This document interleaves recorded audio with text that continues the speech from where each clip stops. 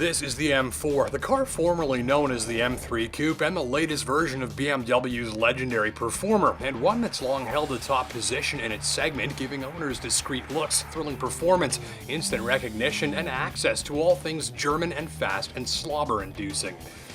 But now there's a new challenger, and one that's going to give the comparable Beamers a bit of a headache. I want to show you one of my very favorite new performance cars, the Cadillac ATS-V. This ATS-V is a hot rod model built from the standard ATS, a luxury sports car that already had a lot going for it where performance and handling were concerned. You can get a coupe like this one or a sedan. All ATS-V models get a 3.6-liter V6 featuring numerous motorsports-derived optimizations and twin turbocharged for 464 horsepower and nearly as much torque, about 40 more of each than the BMW. You can get a 6-speed stick. The tester got the 8-speed automatic with paddle shift.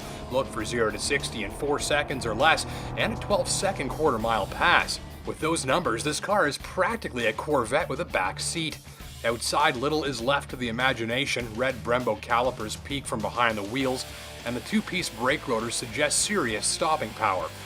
The quad-tip exhausts look like they could fire Scud missiles, and the rear spoiler is charmingly oversized. Up front, it's all about airflow to cool and feed that big V6 and to help keep the ATS-V on the ground, thanks in part to this hood-mounted heat extractor, which also reduces aerodynamic lift. The interior combines leather, suede, gloss, and chrome for a classy and formal atmosphere. There's a hidden storage compartment with a wireless phone charger, proper cup holders, a central touchscreen interface that's all fancy, and a customizable instrument cluster complete with boost readout to watch those turbos. Rear seats are best left to kids or luggage, and front seats are thick and chunky Recaros, plentifully adjustable and damn near perfect for any sort of driving. In fact, there's plenty about this ATS-V that's near perfect for any sort of driving. Ride quality is top-notch. I did 2 5-hour highway trips in this car, and in the tour drive mode setting, thanks in part to the magnetic ride control suspension, the ATS-V is sporty taut but not uncomfortable. The ride is laid back and relaxed, and it's quieter than the BMW by a fair margin. Sporty, yes, but still 100% Cadillac for ride quality and hours-long cruising comfort.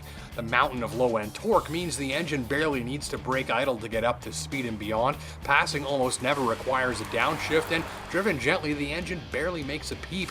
You can almost forget you're driving such a hot rod.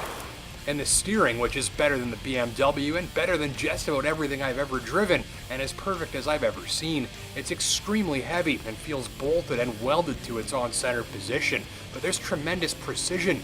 You need only to tighten the muscles in the palm of your hand slightly one way or the other to get this thing to steer. It's very heavy, very fast, and very, very precise. Result, absolutely locked on high-speed handling and a tremendous sense of confident playfulness, and all with a high-resolution image of what's happening at the tires. In sport or track mode, the feel of this steering system is just on another level. Really, with these drive modes tied into some of the most effective adaptive suspension and variable steering systems I've ever used, you can quite literally transform the ATS-V beneath you from a hot rod suede-lined missile to a relaxing highway cruiser with a button press. That's good value too. See, this is kind of a pricey car, but really, it's sort of like having 4 cars in one. And one of those 4 cars is just the craziest and built for this sort of driving. Click the track mode and get the ATS-V riled up, tense, stiff, and aggressive. It's like a dog that's ready to strike. The teeth come out, the muscles tighten, and the hair stands up a little.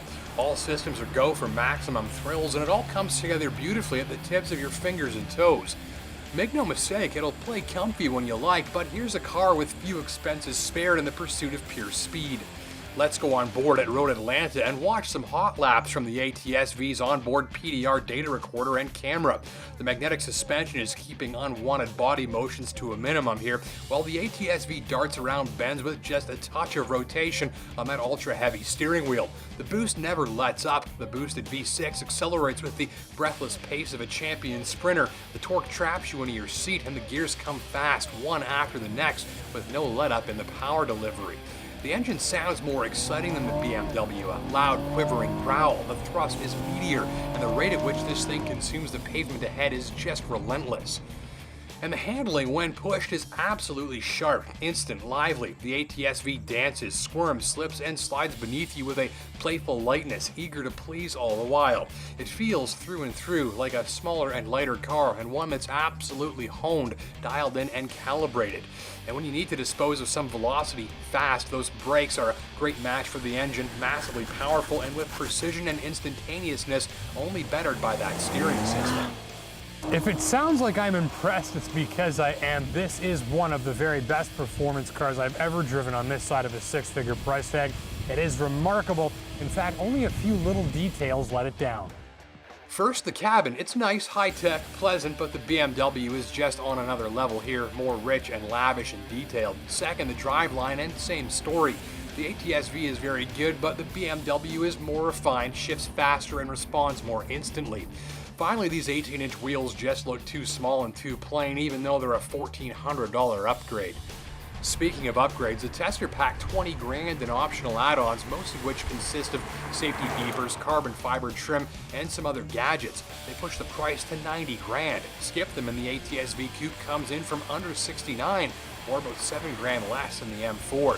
And 7 grand is a lot of money left over for tires and brake pads and track day fees, and I know how I'd spend mine. I'll take an ATS-V in black with the 6-speed stick. Thanks for watching.